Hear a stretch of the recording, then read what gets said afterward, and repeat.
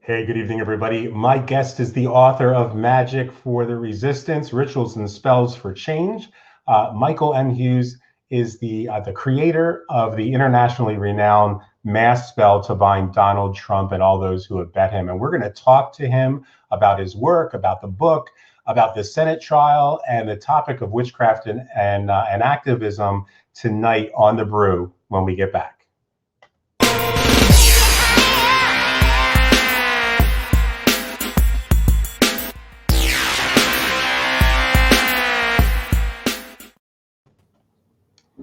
And we are back. As I said, this is Dr. John Michael Salvato, aka Daddy Warlock, and you're watching The Brew, a broadcast that is dedicated to queer witchcraft, spirituality, culture, and insight.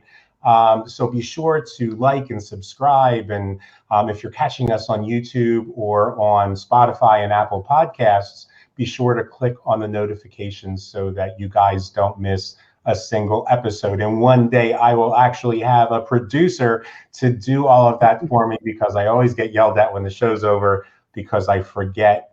There's not enough room on the screen to put notes, and I forget something. So whatever I forgot, it'll be in the comments below. And as I said, our guest tonight, who I'm really excited about because we've been trying to coordinate times for a while now, is Michael M. Hughes, an author, speaker, magical thinker, and activist. He is the internationally renowned creator of the viral mass spell to bind Donald Trump and all those who have bet him, the largest and longest running magical working in history. He lives in Baltimore with his wife, 2 daughters, and a rabbit, and I forgot the rabbit's name, damn it. Toby Turnipseed. Toby Turnipseed. And his book, Magic for the Resistance, Rituals and Spells for Change, is published by Llewellyn Worldwide and is available everywhere that books are sold. So we will put links to that on there. I realized before the show started that I only have an ebook version of the book, so I couldn't hold it. I was like, oh shit, I don't have any way to hold that up. We can fix that. Right on. Welcome to the show, my brother. Thank you. It's terrific. I'm glad we finally made this happen.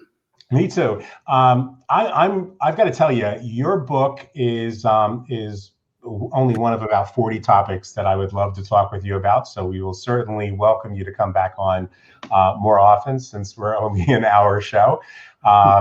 But among the things that I want to talk with you about are your experiences as a male practitioner of the craft, the non-religious aspect of the craft that we both find as our personal expression, social justice, and so much more. But tonight, because we are, as everyone knows, in the throes of the Senate hearings following the impeachment of KGB agent Orange, Donald John Trump, I think it's best to start out with your book. I think what really grabbed me when I read the book was that you write for the socially conscious practitioner of magic. Whether that be witches or Wicca or warlocks or whatever, however you identify, if you're a socially conscious practitioner, if you're somebody who feels that connection to all of life, this is a book I really think you guys have to read. And I got to tell you, after 50 years of practicing witchcraft, I can't conceive of any magical practice that isn't environmentally conscious and socially conscious. But your book really, I can't believe there wasn't, another book besides yours and David Salisbury's book that really hits the nail on the head in this current ethos. And so talk to me, if you will, a little bit about your path and your approach to the craft for listeners to understand where you're coming from, so that we can go from there and jump into where the book came from. Sure, yeah. I feel like I've always been magically inclined all my life. Even as a kid, I used to draw little squiggles and try to understand patterns and make things happen. I was a child of the 70s, so like many of us, it was we were immersed in the supernatural and magic. I used to watch In Search of with my dad. I actually saw Chariots of the Gods in the theater when I was a kid. I did, I experimented with pyramid power and pendulums and all that sort of thing. So, it's like the commercial with Madge. You're soaking in it. We were just soaking in the supernatural and the occult. Um, I had a father that, although he was Catholic, was very interested in the supernatural, the paranormal. So he would read books like Hans Holzer's books about ghosts, and it was there that I first read about Sybil Leek, because she would go with Hans Holzer to these haunted houses and places like that, and I was like, oh, witchcraft. Um, but it didn't really I didn't really get the bug, so to speak, until I was in my 20s, and there was a New Age bookstore in fairly close to where I lived. So I would drive down and check out all the books. And there was a woman there who read tarot cards, and she was a witch, and she kind of started talking to me about it. And that's when I sort of took the first sort of baby steps into witchcraft. Scott Cunningham, Solitary Guide for the Solitary Practitioner. I mean, I think I still have my copy of that, and it smells like the patchouli oil that I spilled on it. But it was still at that point where it was kind of spooky and fascinating to me. And then so I started practicing, just sort of that very simple style of Wicca. And then the internet kind of blew up, and I was on a lot of, back in the modem era, I was on a lot of dial-up bulletin boards, alt.magic and stuff like that. And I really got attracted to chaos magic. That was really kind of the rage in the 90s. It really exploded in popularity. So I started working with sigils and things like that. And I was like, oh man, this stuff really works, like I can draw this little squiggle and spend some time working with it, and then, things happen. So that was a real mind blower. I also always read tarot. I was 11 years old when I got my first tarot deck, which is the James Bond 007 tarot card and booklet, which was the movie Live and Let Die. Jane Seymour was like a voodoo priestess, and she read Bond's cards. And of course, the Lover's card came up, and so forth. And I think I was a little more drawn to Jane Seymour than the actual deck.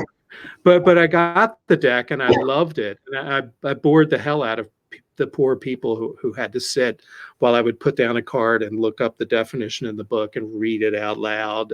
My poor family and friends, I apologize that you had to suffer through that.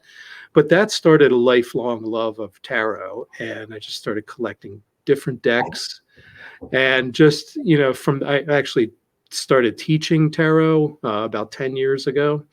And so that led me to looking more deeply at ceremonial magic. And I went down into what I call the deep, dark pit of the Golden Dawn, and Kabbalistic magic, and, was making all of my tools and just really, really got deeply immersed in that style of ceremonial magic. And then, for years, that's what I did. But at some point, I had this sort of epiphany, and I'm like, wait a minute. After, the umpteenth time of trying to fit the right card to the right sphere on the tree of life, and trying to, understand all the connections and everything in the Hebrew letters and all this stuff, I'm like, wait a minute, man, is this really necessary? And in my study of tarot, I started realizing that there was so much misinformation and so much bogus history that people just kind of accepted as the way it was. And the more I studied history and the more I studied tarot, the more I realized that a lot of Western occultism was sort of based on what those people at that time understood as history, and it wasn't the real history. So this epiphany just lit a fire in my brain. And I said, you know what, I'm going to look at magic. I'm going to just backtrack and go all the way back to the beginning. Like, I'm going to look at Egyptian magic and Greek magic and work my way up to the present and see what I could glean from that. And the pieces, just pulling pieces from that and trying things. And the way I started to describe it is I'm looking for like the template beneath all of those systems. Like what unites magic cross-culturally around the globe, and not just Western magic, but African magic and Asian magic and things like that. So that was really my path. And for the past, I don't know, 10 years or so, I've been trying to sort of form my own style, I guess, and it's based on that study of magic. And what's happened is my magic has become really simplified and very much in the tradition of folk magical traditions, more so than the grandiose ceremonial stuff. And the ceremonial works, I mean, if you want to build that structure and work within that structure, it definitely works, and I don't have anything against it personally. But for me, when I started doing magic that was more simple and basic, and it's like especially hoodoo and conjure, when I studied those systems, I'm like, oh, this is like the most basic form of magic possible, using simple things, playing cards instead of tarot cards, and string and paper, and and things like that. So when I started simplifying what I was doing, it became so much more effective. And that's kind of where I am now. Whatever my style is, it's very simple, it's very straightforward, and I'm much, much happier now than I was when I was cramming my head full of the Kabbalah. Yeah. Again, nothing against it. It sounds like it's a more organic practice. Yeah.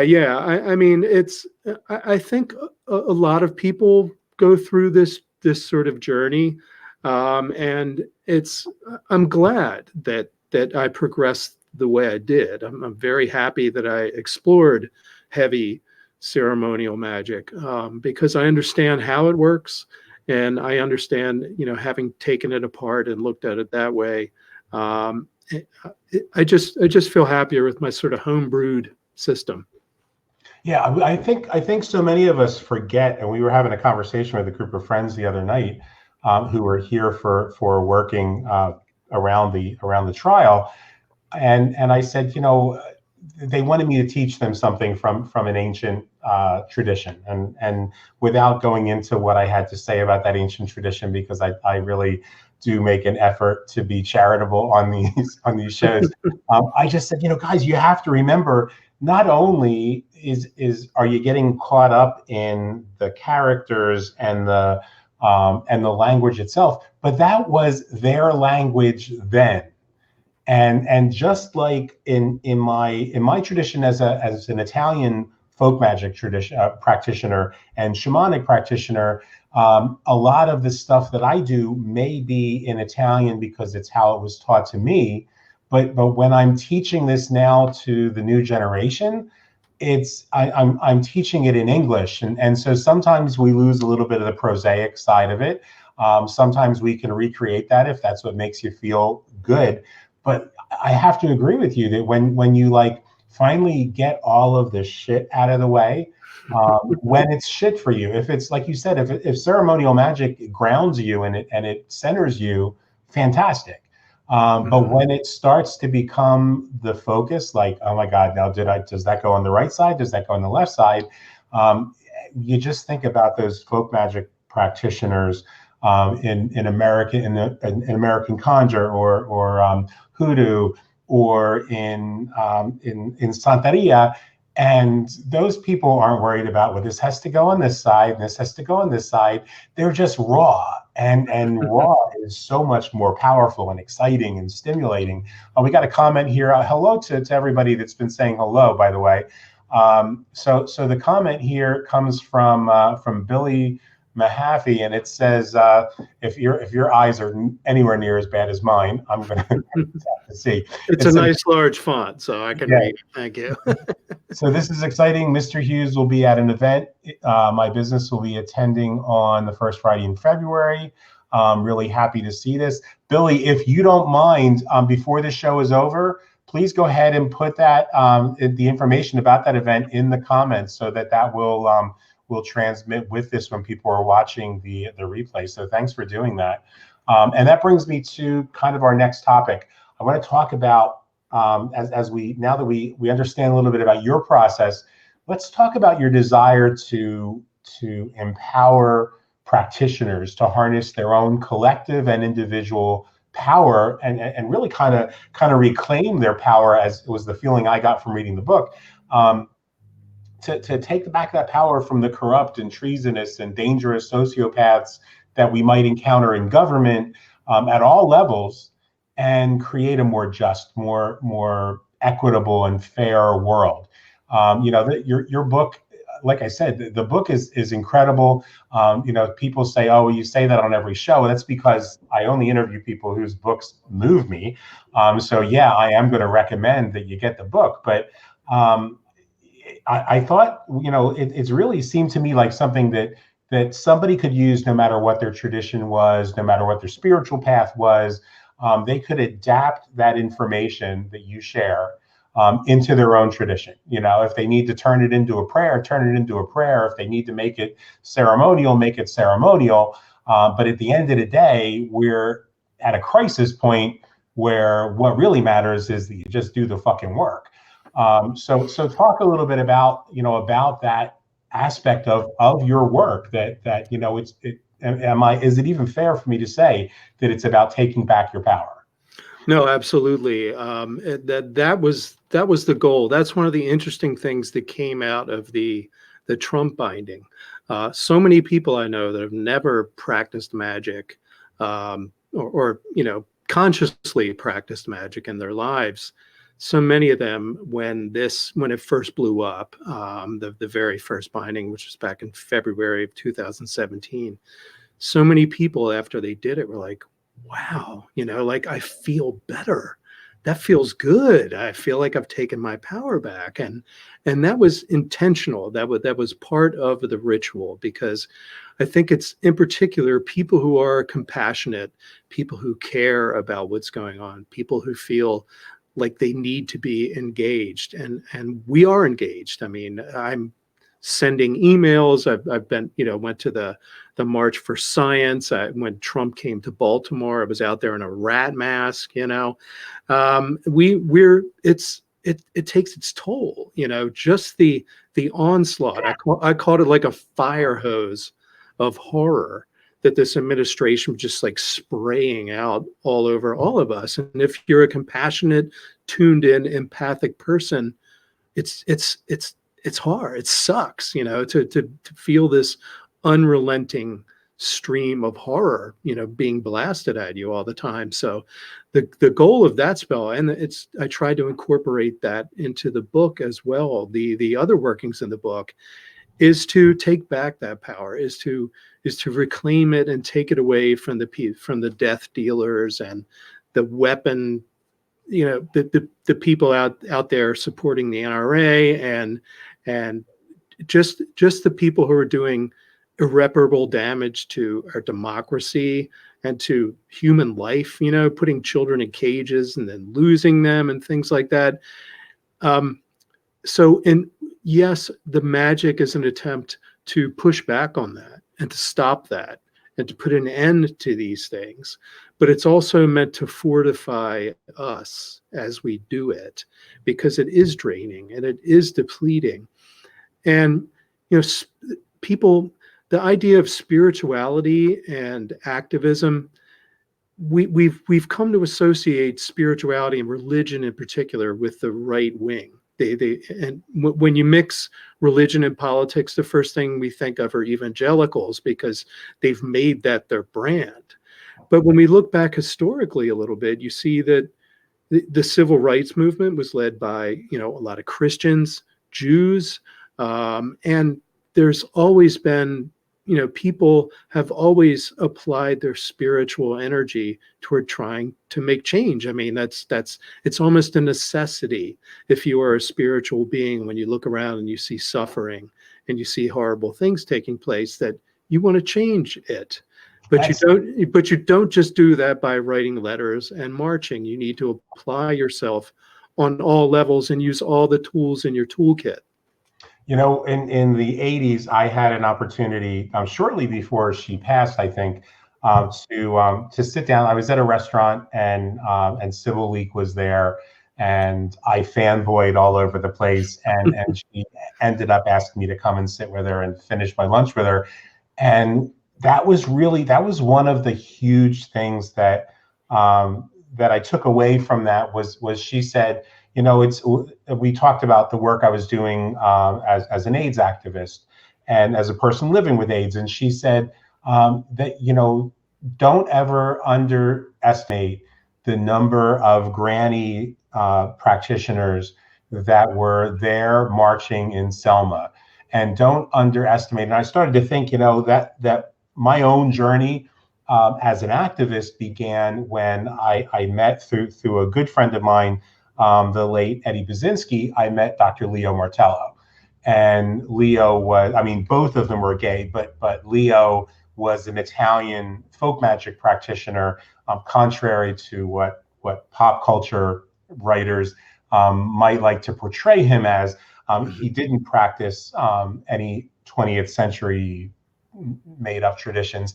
He practiced the old way, and he said, as a gay male, every breath you take is going to be about taking back your power, and the more you take back your power personally, the more your practice, your magical practice, will heal and create equity and balance those things in life that are in balance. So again, that just really clicked with me when you were saying that. You talked about the working, and I'm going to, before I forget, because as we were talking before the show starts, I can't chew gum and talk at the same time. So I just posted a link on the. It actually looks like it went out on both. If it didn't go out on both, I will put it on afterwards. But I think it went on both on the YouTube channel as well as Facebook, and it's a link for the working that we're actually doing tonight. So tell everybody more specifically about that, and how simple it is to do. And for those who are wondering if this is your first exposure to it, guys, all you have to do is look back at the history since we've started doing this, and look at the characters that have fallen and the characters that are still falling, and we'll we'll talk. We're only at about 22 minutes now. We usually try to keep these at 45. It's a pipe dream. It never always go over. So we'll talk a little bit about what we're seeing in the trial and everything today. But really share with people, if you would, how the working is done. And like I said, there's a link there, and if it doesn't show up, guys, I will put it up when the show is over, so you guys can download it and follow along and make it your own. Yeah, well, it's the Trump binding spell. It grew out of a late night conversation over some drinks and maybe some other stuff thrown in the mix. But I was really beaten down after the election, and we started seeing things unfold, like the travel ban and just the appointment of Gorsuch, and it was just looking like the worst fears of progressives, Democrats, classically liberal people were coming true. The things we had feared about this man and the people around him were happening, were unfolding right in front of us. I had always been inspired by the Yippies, in particular. Well, they weren't the Yippies then, but it was Abby Hoffman and Jerry Rubin, and they basically, Allen Ginsberg was part of it. They all got together and they were brainstorming. They were in a situation just like we were, where it seemed like the world had gone batshit crazy. And they felt like, in order to respond to that, any approach to it had to be a little different, had to be kind of equally out of left field. And I always loved what they did when they did a levitation and exorcism at the Pentagon. in 1968. So they peeled off a bunch of people from the march, anti-Vietnam War march, and dragged them over to the Pentagon, where they were going to circle it and levitate the Pentagon 300 feet and chant this exorcism, and the Pentagon would start spinning around as it rotated, and all the demons of the war machine would fly out of it. And I think probably, unless you were on maybe 250 mics of LSD or something, you probably didn't see that happen.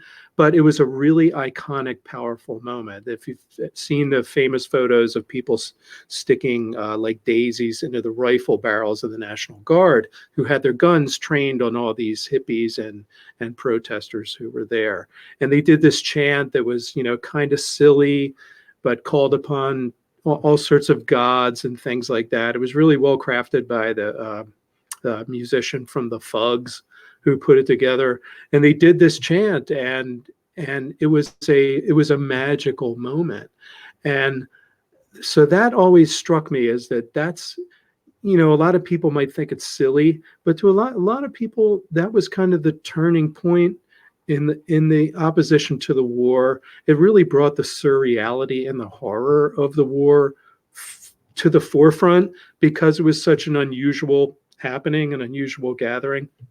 And then, of course, there was Operation Cone of Power, which, whether it happened or not, it's a wonderful story. It's a foundational myth of modern witchcraft.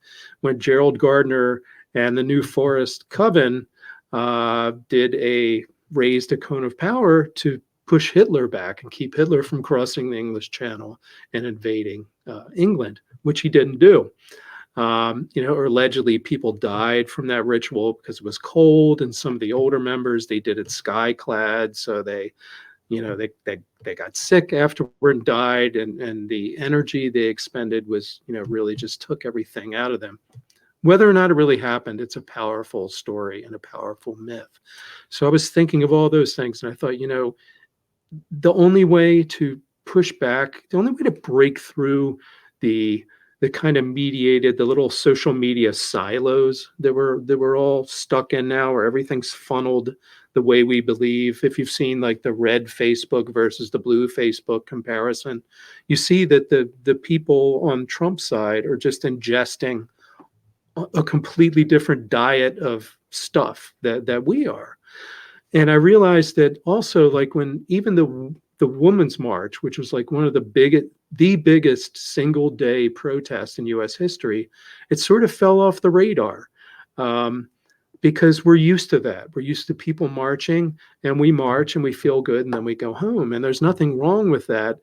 But I felt like we had to do something that broke through that kind of stupor that we all fall into, and also to break through those little silos of media. Like, I wanted to gain the attention of the evangelicals, and I wanted to gain the attention of liberals and progressives. So I came up with this idea for a ritual. I'm a magic practitioner. That's the way I think. And I also thought it needed to be done by a lot of people, because I do believe that when you have lots of people focusing their intention and their energy at the same time, and we always do it at the exact same time, 11:59, on the final waning crescent moon, like the very last sliver of the waning crescent moon. So I wrote this thing up and posted it. I sent it around to some of my occultist friends, some of my witch friends, and they suggested some changes to it, which were great. And I incorporated them and posted it on Medium, and thought, no, that this may get some traction. Some people may enjoy it or laugh at it or whatever. But then it blew up beyond anything I could possibly have imagined. Basically, I had picked a date about 2 weeks away from when I published it. And up until the night that we did the first binding, it was nonstop phone calls, emails. Fox News, Fox and Friends tried to get me to come on. And I was like, no, I'm not throwing myself out as a piece of red meat in front of your. Tucker Carlson was begging me, his producers were begging me to come on the show. And luckily, a wonderful witch went on the show, Amanda Yates Garcia, who has a great new book out called Initiated. She went on and bewitched him and just blew him away. But it didn't stop. And as the night got closer, I all the major news stations were saying we want to film people doing this, and I didn't want my group filmed doing it, for lots of reasons. I wanted to keep it somewhat spontaneous and under wraps, and I didn't want TV crews hanging over my shoulder and kind of spoiling the vibe of what we were doing. But they were insistent. They're like, we want to film this. We want to film this. And I reached out to covens. I reached out to various occultists and people I knew all over the country. And people were hesitant. They didn't want to be doxxed. They didn't want to be just put themselves out there for something that was kind of an unknown quantity. And they had no idea what was going to happen. I had no idea what was going to happen. And so I did something very uncharacteristic. I lied. I said, I hear some witches are going to be doing it outside of Trump Tower at midnight on the night of the binding that we were doing. They were like, yes, good. We'll have our cameras there. CNN, Fox, everybody. And then the witches showed up. Like they were actually there. After we did our binding, like I kind of collapsed from the energy of the whole experience that night, but also just from this weeks of build up to it. It was surreal. I'd never been in the public eye, anything like that before. And I just collapsed. And my friend came up with his phone. He goes, look, and it was CNN, and there were witches sitting outside of Trump Tower on the sidewalk doing the binding ritual. And that was like when my head just exploded, like, okay, now it's completely off the charts. So it became something, and I think it grabbed so many people because there are several reasons, but one was the convergence of witchcraft and occultism, which was really just kind of peaking in popularity, or at least as much as the media was discovering it. That was converging, and also the activism aspect. I feel like I just kind of gave a voice to something. I put words to something that was happening that would have erupted one way or the other. If it hadn't been this particular binding, somehow it would have coalesced and manifested itself in the public eye. So I feel like I was just very lucky to write words that were meaningful enough and captivated people enough, and it was short enough, and that it had some elements of humor in it, like using a stubby orange candle and laughing at the man, because we all know that like narcissists like him hate more than anything to be laughed at, the emperor's new clothes sort of thing. So I just feel really lucky that this particular ritual caught so many people. And as I mentioned earlier, what made me really feel just the happiest about the whole experience was so many people would say, what the fuck? I'm not a witch. I've never done magic before, but what have I got to lose? Like I'm doing everything else. Why not do this too? And so many of them, I think, got a taste of their own power and the power of ritual, and what they can do when they just do a simple ritual and put their intention to it. And that's the most fulfilling thing of all, to think that there are so many people who just decided, let's do it. Let's do it. Let's see what happens. And I think a lot of them are still part of it. It's in the thousands of people that do it. I've seen estimates from like 30,000. I think it's probably a little less than that now, but I know that there are so many people who've been doing this ritual since the very first one back in February of 2017. I think tonight makes our 36th or maybe 37th time we've done this. But it still blows my mind. It still humbles me that something I wrote, is so meaningful to people. And it really is. It feels like it was just sort of a gift that I gave. And it's really like I just feel like the vessel for this thing. Like I said, I think it would have erupted in some other form somehow. But I'm really happy that it just came through me and that I could give this to people. And at this point, it's like it's not mine anymore. It belongs to the community of people who do this. And it's just deeply humbling. Well, there's something I don't know, you may already know this, but some of our viewers may not know it. And I did not I couldn't get permission from the person directly involved because of her job. She's still in the broom closet. But somebody from here who's been doing the ritual with us, consistently, went to Jane Fonda's. Oh, yeah, I guess I could say that part. She went to Jane Fonda's first appearance, and one of the things we do at the end of the ritual, too, is to surround in our hearts and in our minds those who are doing the work. And so she went with a couple of our friends.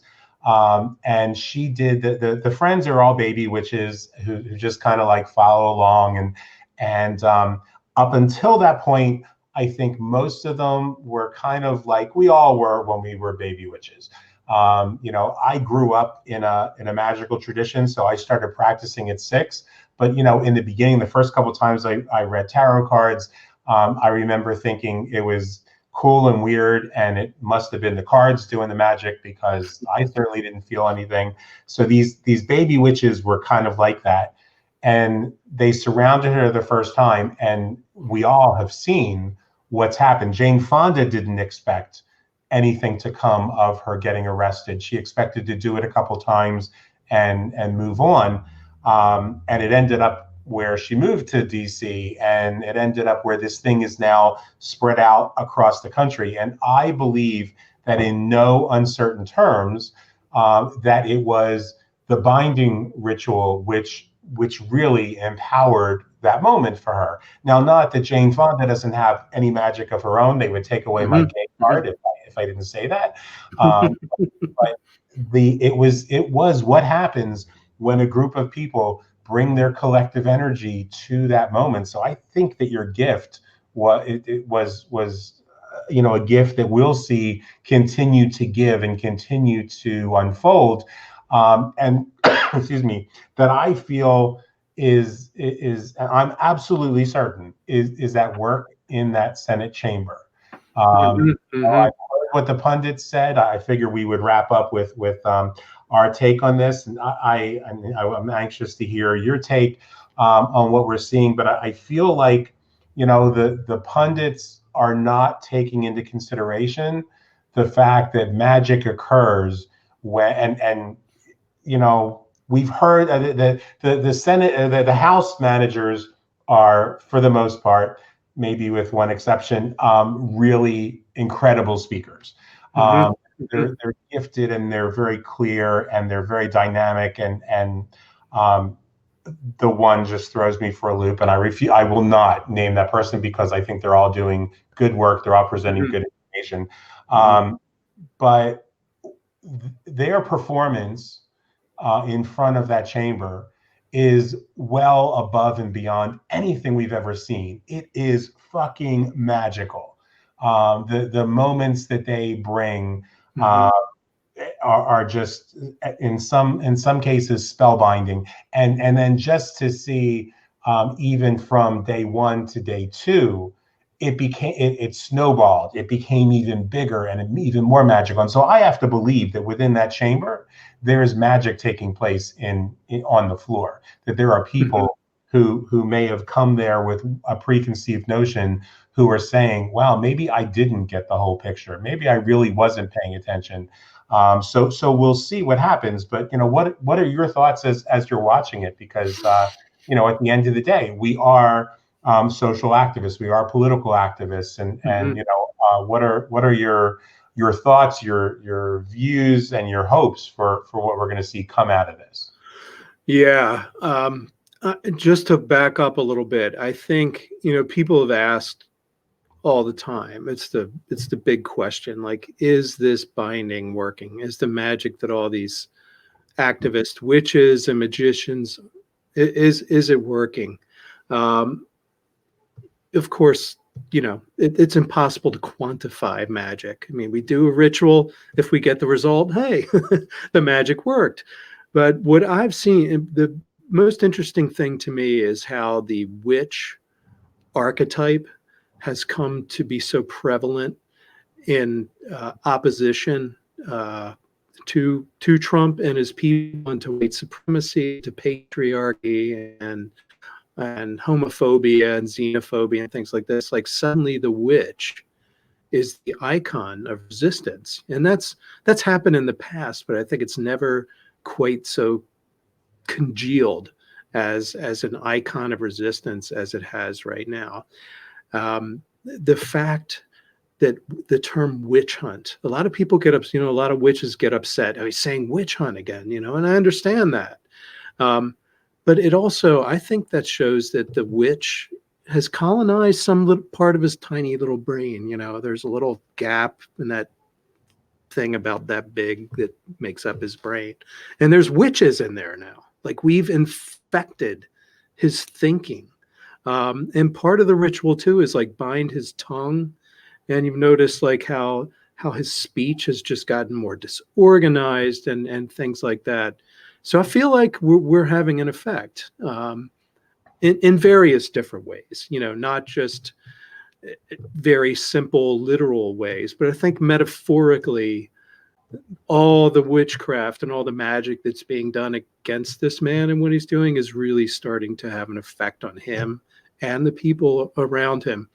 What I see happening now, I agree. I mean, I watched, and when I couldn't watch, I listened to Adam Schiff the past couple of days, and it's an incantation. It's just the most masterful rhetoric that I've ever seen. And to think that he and the others are doing this after, 12 hours of talking, and they still manage to craft this powerful prose. I mean, sometimes it's poetic. I mean, the way they'll repeat things, it's amazing. And I think anyone who just looks at it from the rhetoric, from the way the words are constructed, can't help but think that, man, these guys are on their game. I mean, they really brought their game to this. Whereas the other side, I mean, Trump wanted people who would look good on TV. That's what he said in picking these folks. And man, I don't think Sekulow reminds me of Milhouse, like the Milhouse from The Simpsons, who grew up and turned to an incel and got his law degree from Trump University or something. So what I'm seeing is this really powerful spell being laid down in that chamber.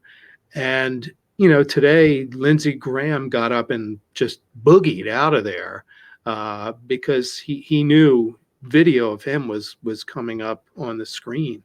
So I think it's masterful what the Democrats are doing. I think it's very unlikely that Trump will get removed. I don't think we're going to peel off enough to do that. I think the GOP, they're just lockstep in their jackboots, behind, and whatever compromat or whatever rubles or whatever embarrassing secrets the Russians got when they hacked the GOP server, which we never got any of that dirt, if you notice. Whatever is holding them back, that they're too lockstep.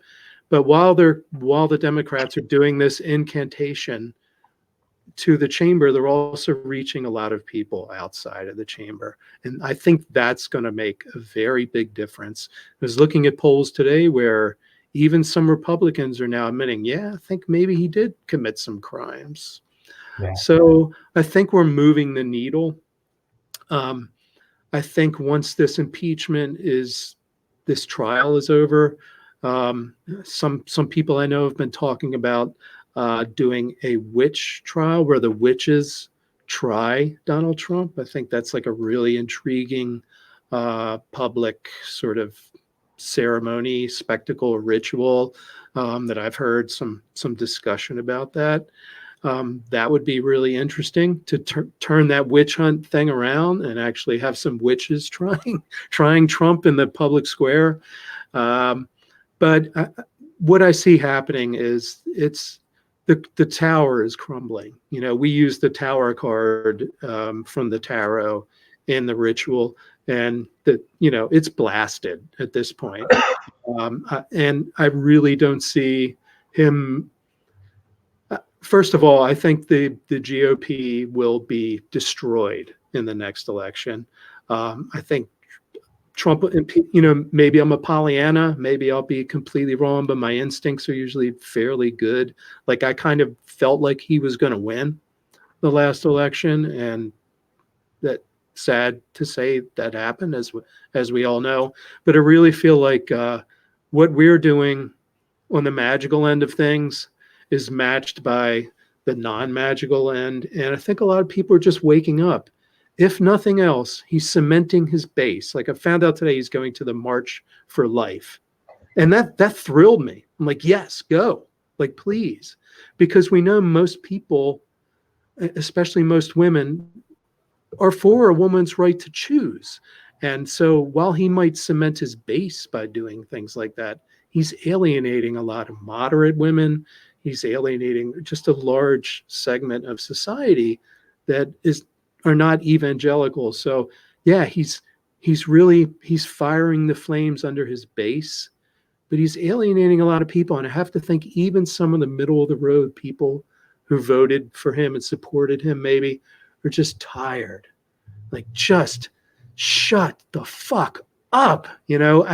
He sucks the air out of everything, and I have to imagine some of those people are like, geez, let's just get back to like some sense of normalcy where this fucking clown is not in my face every 5 minutes, like blabbering his nonsense, is like his monosyllabic nonsensical bullshit. Oh, and I think that's another aspect of the ritual that's working.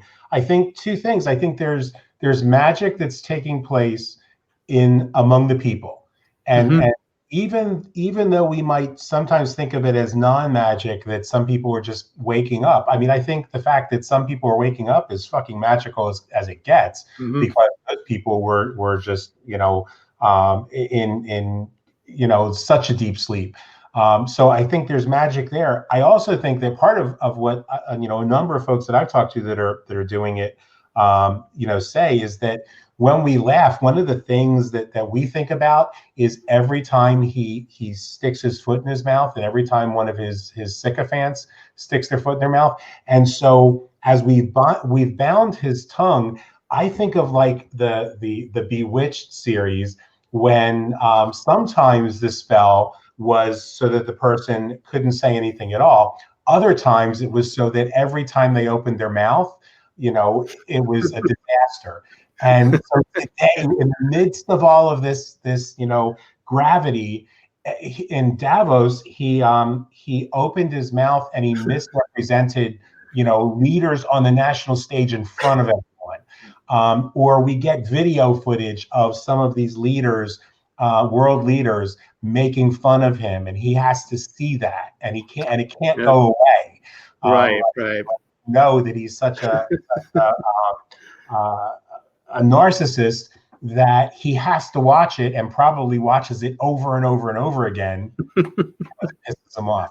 So I think all of that. I think that we're going to see him coming further and further unglued.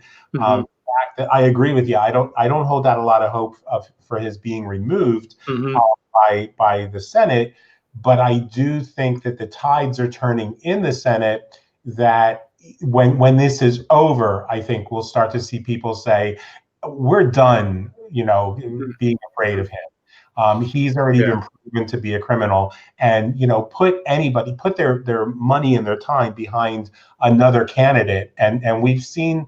I mean, I think it's magical enough that I forget what the group is called, but that group of Republicans that are never Trumpers. This isn't gonna work for us. We're gonna reclaim our power. And if that's what it takes, for there to be discourse again and dialogue again and debate again in this country, I think that the world. I know you're probably way too humble to respond to this, but I think the world, especially the magical world, owes you a debt of gratitude. And so I want to say thank you, not just for being on the show. I want to say thank you for the work that you've done. Thank you for that book as well. In fact, I last week I ordered a paperback version of it, and a friend was visiting and said, "Can you just order another one, because she was leaving the country, she wants to bring it with her." So today another one's ordered. So I will finally have a paperback copy that will be a lot more convenient than doing it on my phone. His website is michaelmhughes.com. Let me see. I can't talk and do this at the same time. Where's the link? There it is. His website's michaelmhughes.com, and you can sign up for his newsletter right there. Are there links on the website for your social media profiles? Yeah. Pretty much just Michael M. Hughes everywhere: Facebook, Instagram, Twitter, etc.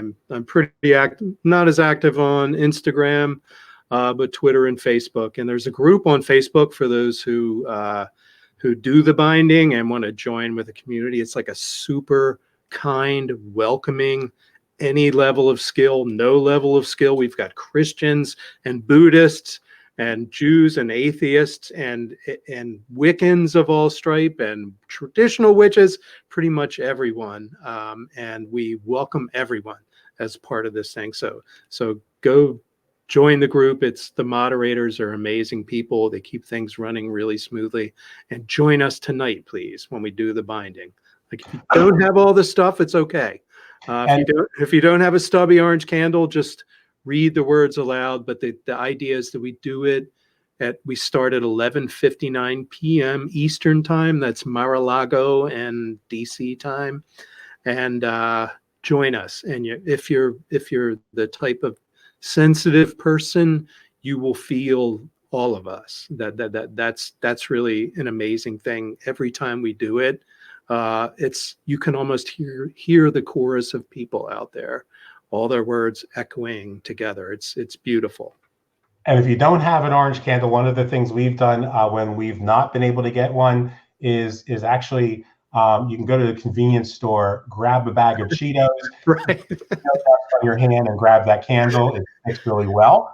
And I promise you guys, what I will do as soon as we're done, I will create a very, very brief blog post on inneralchemy.online. You'll see that at the bottom of your screen.